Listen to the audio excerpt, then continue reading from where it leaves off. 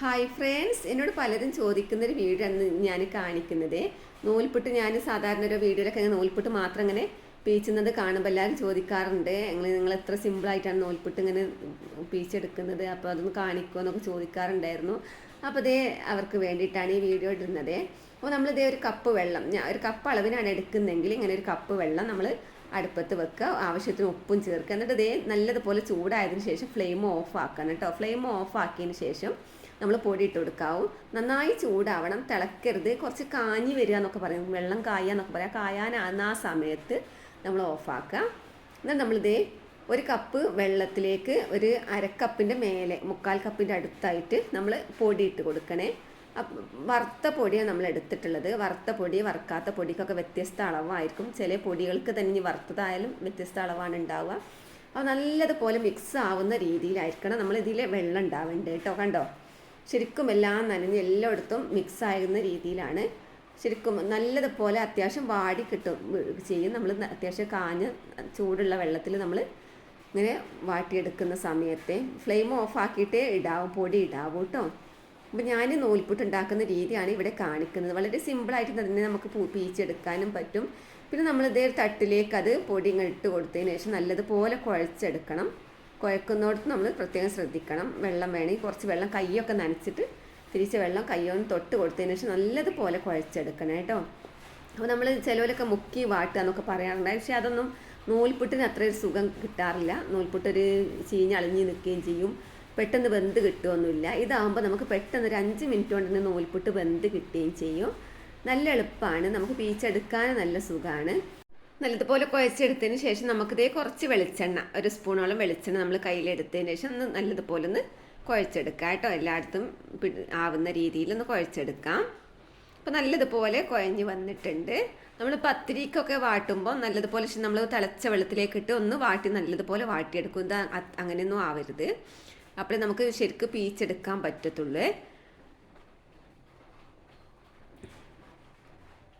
നമ്മളിതേ നൂൽപുട്ടിൻ്റെ അച്ചെടുത്തിട്ടുണ്ട്, ഇഡ്ഡലി തട്ടെടുത്തിട്ടുണ്ട്. അപ്പോൾ ഇതിലേക്ക് നമുക്ക് ആദ്യം കുറച്ച് കോക്കനട്ട് ഓയിൽ, ഇത്തിരി വെളിച്ചെണ്ണ ഒഴിച്ചു കൊടുത്തിട്ട് ഒന്ന് എല്ലായിടത്തും പരട്ടി കൊടുക്കണേ. നമ്മൾ നൂൽപുട്ട് നമ്മൾ വേവിച്ചെടുക്കുന്ന സമയത്ത് പെട്ടെന്ന് ഇങ്ങോട്ട് പോരാൻ വേണ്ടിയിട്ടാണ്, അവിടെ പറ്റി പിടിക്കാണ്ടിരിക്കാൻ വേണ്ടിയിട്ടാണ് വെളിച്ചെണ്ണ പരട്ടി കൊടുക്കണം.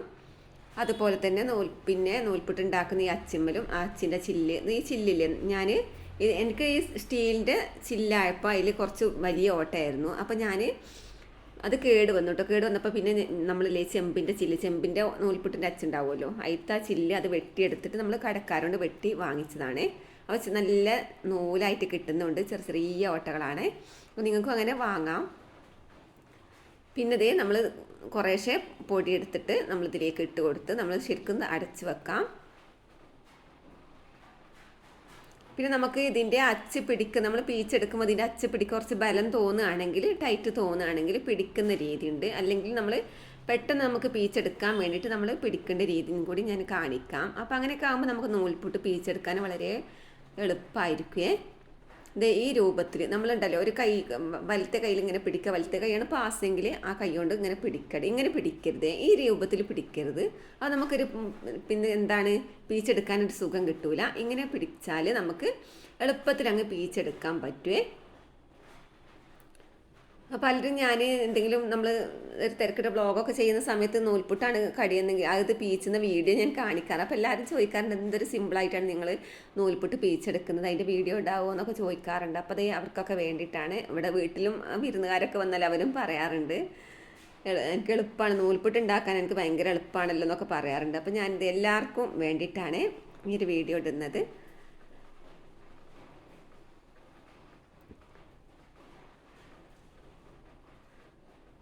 അപ്പോൾ എൻ്റെ വീഡിയോ നിങ്ങൾ ആദ്യമായിട്ട് കാണുന്നവരെ ലൈക്ക് ചെയ്ത് കാണണം കേട്ടോ. ആദ്യമായിട്ട് കാണുന്നവരാണെങ്കിൽ സബ്സ്ക്രൈബ് ചെയ്യണേ.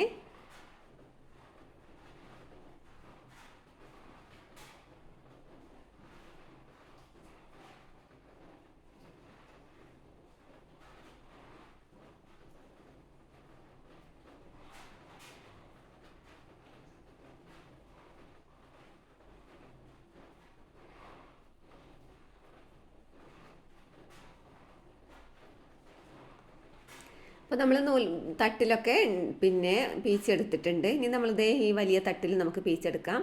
വലിയ തട്ടിൽ പീച്ചെടുത്താൽ നമുക്ക് സുഖമാണ്, എളുപ്പമാണ് എടുക്കാനൊക്കെ. ഇങ്ങനെ നമ്മൾ വാട്ടിയെടുക്കുമ്പോഴേ നമുക്കിങ്ങനെ എടുത്ത് വെക്കാൻ പറ്റും.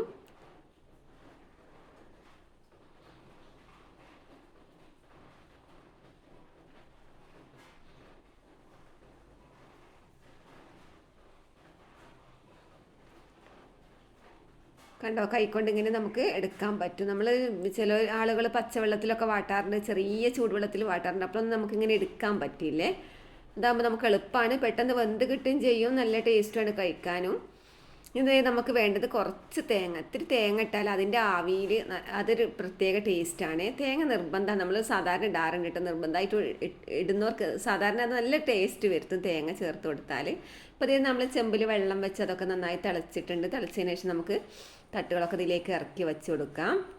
എന്നിട്ട് നമുക്ക് അടച്ച് വെച്ചിട്ട് ഒരു 6-7 മിനിറ്റിൻ്റെ ഉള്ളിലായിട്ട് ഇത് വെന്ത് കിട്ടുക. അത്ര ടൈം മതി, കൂടുതൽ സമയമൊന്നും വേണ്ട.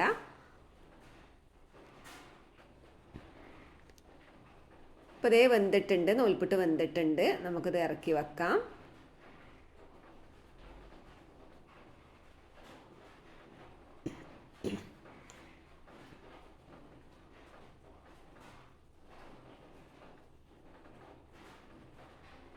ഇങ്ങനെ നമുക്ക് ബാക്കിയുള്ളതൊക്കെ നമുക്ക് ചുട്ടെടുക്കാം കേട്ടോ. അപ്പോൾ ഇതേ നമ്മുടെ നൂൽപുട്ടൊക്കെ ഇവിടെ തയ്യാറായിട്ടുണ്ട്. നല്ല ടേസ്റ്റാണ്, കഴിക്കാൻ നല്ല സോഫ്റ്റുമാണ്. അപ്പോൾ ആർക്കും എളുപ്പത്തിൽ ഉണ്ടാക്കിയെടുക്കുകയും ചെയ്യാം. ഏത് കറി, ചിക്കൻ കറി, ബീഫ് കറി, മുട്ടക്കറി ഒക്കെ ഇതിലേക്ക് കോംബോ ആണ്. അതുപോലെ തന്നെ നമ്മളിവിടെ മക്കൾക്ക് സാധാരണ ഇഷ്ടം എന്താ വെച്ചാൽ പാലാണ്, തേങ്ങാപ്പാലും പഞ്ചസാരയും ചേർത്തിട്ടാണ് അവർ കഴിക്കാറുള്ളത് അധികവും.